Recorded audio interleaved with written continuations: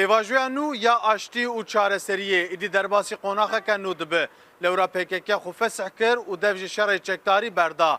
Niha çavê hemû Kurdan li dewletê ye ku gavên hewce bavêje.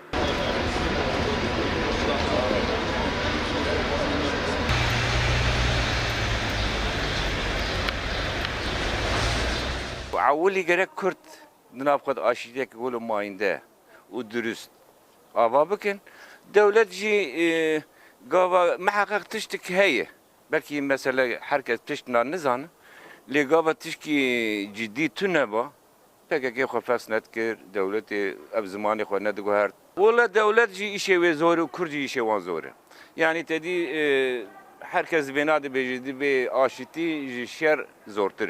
Roja pejid em jî barışê dixwazin, em kefîtî dixwazin, em zimanê xwe dixwazin, em aşitî dixwazin, em jî wek gela yani heqê me jî belem wek Türk, Kürt, belekî jiyak bin, em şer naxwazin.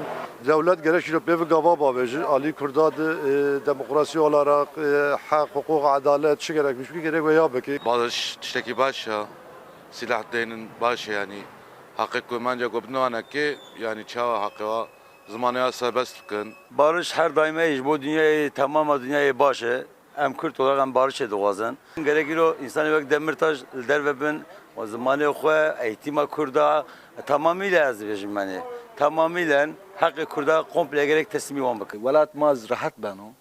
Yani bir raşti ser nizdiki çora sara ma kafile millet kafile و halk kafile و dayık sıkıntı onta dayıko parti xu fes kerd inşallah devletiz karşı ayra veri ayra yok havat bikerse